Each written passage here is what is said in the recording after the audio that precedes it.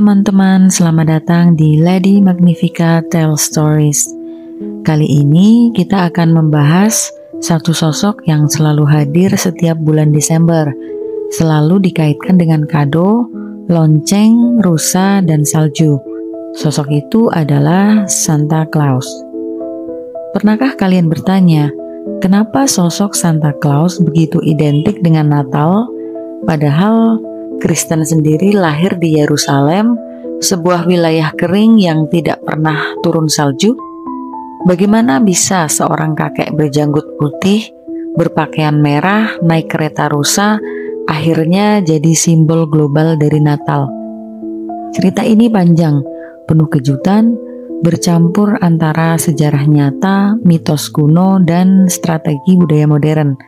Mari kita ikuti perjalanan Santa Claus dari awal hingga menjadi ikon dunia.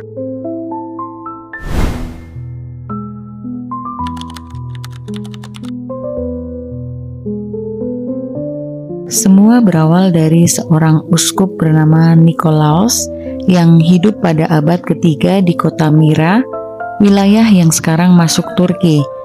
Ia dikenal sebagai sosok religius yang sangat dermawan. Banyak kisah yang berkembang tentang kebaikannya. Salah satu cerita paling terkenal adalah ketika ia menyelamatkan 3 gadis miskin dari perbudakan. Menurut kisah, ada seorang ayah yang begitu miskin sampai ingin menjual anak-anak perempuannya. Nicholas mendengar kabar itu, lalu diam-diam melemparkan kantong emas ke dalam rumah mereka pada malam hari. Emas itu cukup untuk membiayai pernikahan mereka sehingga anak-anak itu selamat. Kisah kebaikan ini membuat Nicholas dikenal sebagai pelindung anak-anak, pelaut, dan orang-orang miskin. Setelah wafat, ia dihormati sebagai santo oleh gereja. Nama Santo Nicholas pun menyebar ke seluruh Eropa, dan setiap tanggal 6 Desember, yaitu hari peringatannya, anak-anak menunggu hadiah kecil yang diletakkan di sepatu atau kaos kaki mereka. Inilah benih awal dari tradisi yang kelak menjadi Santa Claus.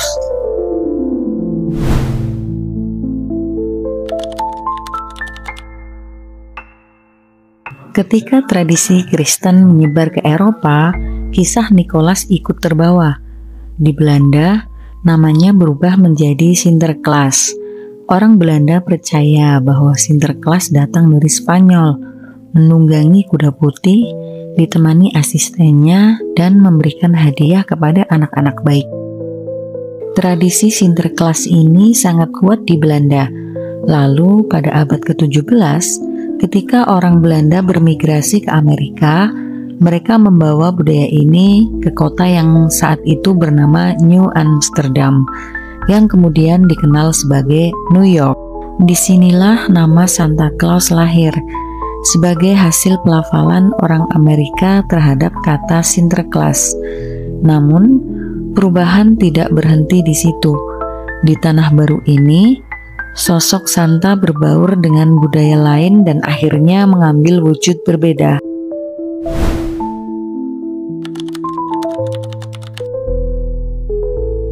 Sebelum Kristen masuk ke Eropa, bangsa-bangsa Jermanik dan Nordik sudah merayakan festival musim dingin bernama Yule. Festival ini dirayakan pada titik balik matahari musim dingin sekitar akhir Desember. Pada masa itu, orang Skandinavia percaya pada dewa-dewa mereka. Salah satunya adalah Odin, dewa perang dan kebijaksanaan yang sering digambarkan sebagai pria tua berjanggut putih menunggang kuda terbang bernama Sleipnir. Menariknya, anak-anak biasa meninggalkan sepatu berisi jerami untuk kuda Sleipnir sebagai persembahan. Sebagai balasannya, Odin akan meninggalkan hadiah kecil.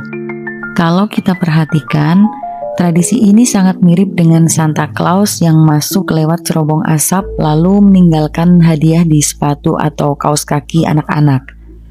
Di sisi lain, banyak simbol pagan juga melebur ke dalam tradisi Natal. Seperti pohon Natal berasal dari tradisi pohon cemara suci dalam festival Yule. Api unggun Yule menjadi cikal bakal lilin dan dekorasi Natal. Lalu, tokoh roh musim dingin dalam mitologi Nordik bertransformasi menjadi citra kakek berambut putih yang membawa hadiah. Jadi, ketika Kristen menyebar ke Eropa Utara, banyak tradisi lama tidak dihapus, melainkan dilebur dan diberi makna baru. Itulah sebabnya Natal di Eropa menjadi sangat identik dengan salju, pohon cemara, dan figur kakek berjanggut yang memberi hadiah.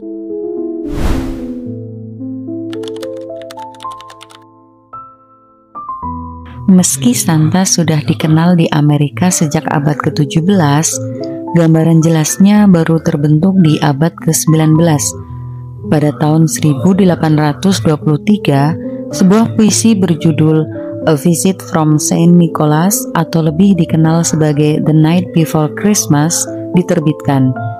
Dalam puisi ini, Santa digambarkan sebagai pria ceria bertubuh gempal, naik kereta salju yang ditarik 8 ekor rusa, masuk lewat cerobong asap dan membagikan hadiah di kaos kaki anak-anak. Puisi inilah yang memperkenalkan banyak detail Santa modern.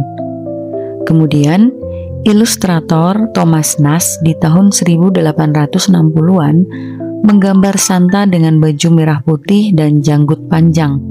Dari sinilah citra visual Santa semakin populer. Namun, yang paling menentukan adalah kampanye iklan Coca-Cola pada tahun 1930-an. Perusahaan minuman ini memerlukan figur ramah dan hangat untuk iklan musim dingin mereka. Mereka menggunakan Santa Claus dengan baju merah putih cerah, warna yang kebetulan sama dengan logo Coca-Cola. Sejak saat itu, citra Santa Claus seperti yang kita kenal sekarang benar-benar mendunia. Kakek gendut, berjanggut putih, ceria, berpakaian merah, duduk di kereta salju ditarik rusa, membagikan hadiah di malam Natal.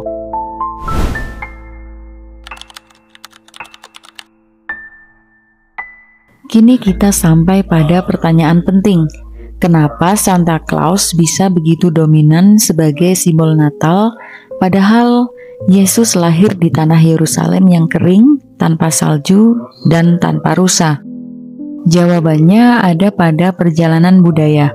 Santa adalah hasil akulturasi dari kisah nyata Saint Nicholas di Turki, dicampur tradisi Belanda tentang Sinterklaas, ditambah pengaruh pagan Nordik tentang Odin dan Yule, lalu dipoles oleh puisi, kartun, dan iklan Coca-Cola di Amerika. Dengan kata lain, Santa Claus adalah figur lintas budaya yang lahir dari percampuran agama, mitos, dan komersialisasi. Bagi banyak orang modern, Santa lebih mudah diterima ketimbang figur religius yang serius. Ia ramah, ceria, penuh hadiah, dan bisa dinikmati semua kalangan, bahkan oleh mereka yang tidak terlalu religius. Santa akhirnya jadi ikon global, lebih sebagai simbol kebahagiaan keluarga dan keceriaan musim dingin daripada simbol murni agama. Jadi, ketika kalian melihat Santa Claus di pusat perbelanjaan atau di iklan televisi, ingatlah bahwa sosok itu punya sejarah panjang. Ia bukan muncul begitu saja, melainkan hasil perjalanan ribuan tahun, dari seorang uskup di Turki ke Belanda ke Amerika, bercampur dengan mitos pagan lalu dipoles budaya modern. Santa Claus adalah contoh nyata bagaimana tradisi manusia terus berubah, berlapis, dan kadang bertentangan dengan asal-usul aslinya. Dan meski Yesus lahir di Yerusalem yang hangat tanpa salju, dunia memilih merayakan kelahirannya dengan salju, pohon cemara, dan seorang kakek berjanggut putih. Mungkin karena pada akhirnya manusia butuh simbol kebahagiaan yang bisa dirasakan bersama, terlepas dari agama atau tempat asalnya. Itulah asal-usul Santa Claus, sebuah kisah tentang percampuran iman, mitologi, dan budaya yang akhirnya membentuk salah satu ikon paling terkenal di dunia. Aku Lady Magnifica, sampai jumpa lagi di video-video selanjutnya.